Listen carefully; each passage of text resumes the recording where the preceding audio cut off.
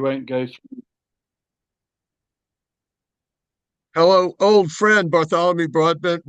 I'm going to stipulate today, and then you probably argue a little bit, but I'm going to stipulate today that you are one of the world's experts, or perhaps the world's expert on the wines of Port and Madeira.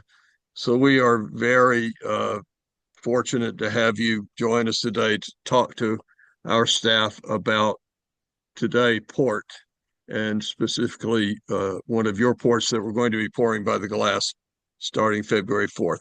So, welcome and thank you. And as we just discussed, on our dessert list, we have a 20-year-old tawny, a 1985 Colheita, a 2019 LBV, and your auction reserve port. So I was hoping that you might start out by just explaining to us what those four styles of port are.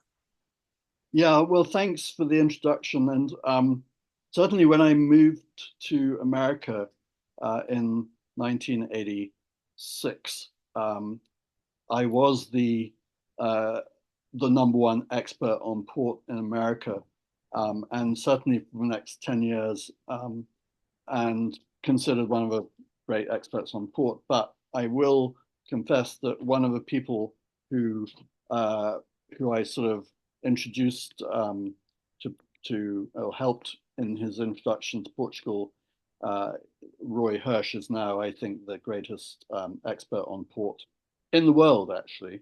But luckily, he no longer lives in America. He lives in Portugal. So maybe I am back to being the leading expert on port in America. We're Um, having a podcast with Roy on January 30th. I'll be sure to mention to him that you consider him the world's greatest authority on port. He is yeah, certainly the greatest lover of port. yeah, and he'll be equally complimentary to me, I'm sure, because yeah. Anyway, so to get back to port in question, so port. Just a quick overview of port. Port is a fortified wine. It was invented when the French were at war with the British, and very heavy taxes were imposed on wines from Bordeaux. So the British had to stop buying French wine, and they went to Portugal, found very similar wines to to Bordeaux, but they started shipping these wines back to England, and primitive winemaking methods and primitive shipping really destroyed the wine en route. So what they did was to fortify the wine by adding brandy to the wine to strengthen it for the journey. And it caught on, and people liked the stronger wine. And today, the way that port is made is you pick the grapes, you ferment it just like any other wine, but you don't let it ferment fully. So instead of the wine sort of becoming dry at 14% alcohol, what you do is you add brandy to the wine when it reaches about 7% alcohol. This brandy kills the yeast, so the fermentation stops. So what you have is a wine that's naturally sweet from sugars which did not get converted during fermentation. Um, all port is made in that same way, and it's the aging process after that which makes them different. So you have basically two styles of port. You have tawny style or wood age style and vintage style or bottle age style. Um, so let's walk you through this. A vintage port is bottled when it's 2 years old, extremely intense and concentrated, and it's designed to age for many, many years, decades, in fact, before it becomes fully mature. Then you have something called a late bottle vintage port. Instead of bottling it at 2 years of age, you leave it another 2 years, so you bottle it at 4 years of age. The additional 2 years of aging allows the wine to mellow out about a bit, so you don't have to keep it for decades before it becomes ready for drinking or mature. It takes just a few years. Um, alongside, so if you don't bottle it at 4 years of old, yeah, 4 years of age, and you keep it another until it's 7 years of age, it becomes a tawny port. So vintage port, late bottle vintage, and tawny, those are the three main styles. Within those, there are different variations. So My wine, which you're pouring by the glass, which would go extremely well with your chocolate layer cake and your coffee cake. Um, my wine is called Broadbent, which is my name, Broadbent Auction Reserve.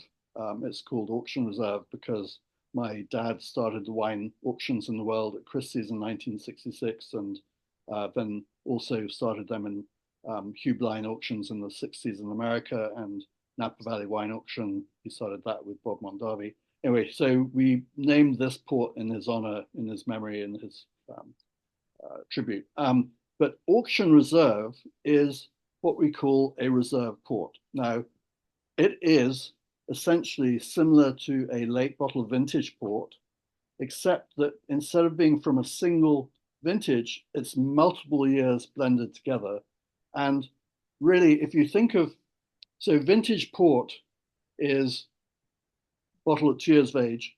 Auction Reserve is bottled 4 to 6 years on average, and it's basically a vintage quality wine, the highest quality wine, but ready for drinking sooner because we've blended it with a couple of different vintages and aged it 4 to 6 years. So it's basically one step down from vintage port.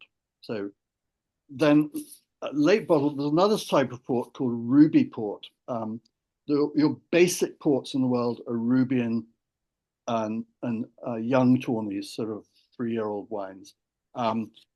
So tawny port, young tawny is basic tawny port. It's not very interesting, but it gets interesting when it's a 7-year-old wine. And a tawny port ages, so instead of being a fruit-driven wine, it becomes more of a woody vanilla style wine. And those tawny ports are usually bottled at 10, 20, 30 years of age. But you have one which is called Colheita. And tawny ports are usually blended to an average of age, so 10-year-old average. But a Colheita is a single year tawny port.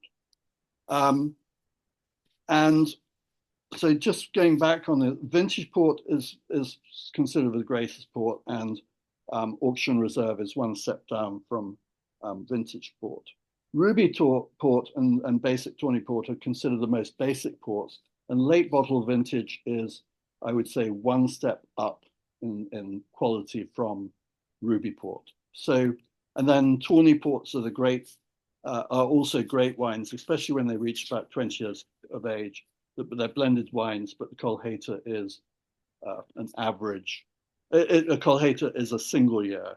I'm not sure which Colheita vintage you have, but it's complicated. But 1985. It's 1985, so it's basically a 40-year-old tawny port from one vintage.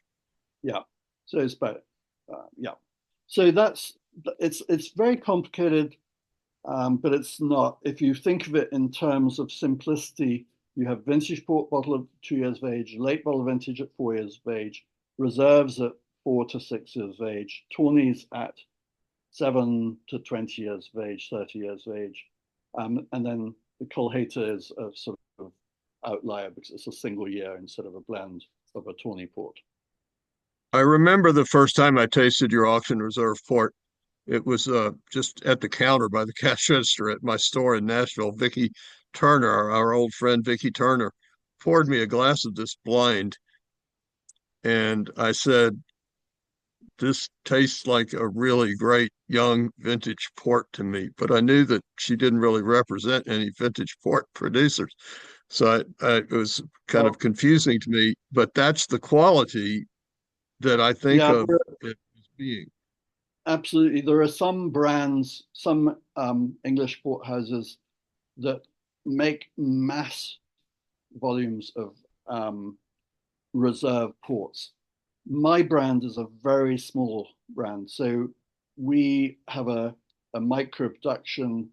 It's a very, one of the best winemakers in Portugal who makes it for us. And so it is basically a step down from our vintage port. It is basically a vintage port, but quality, but aged a couple of extra years.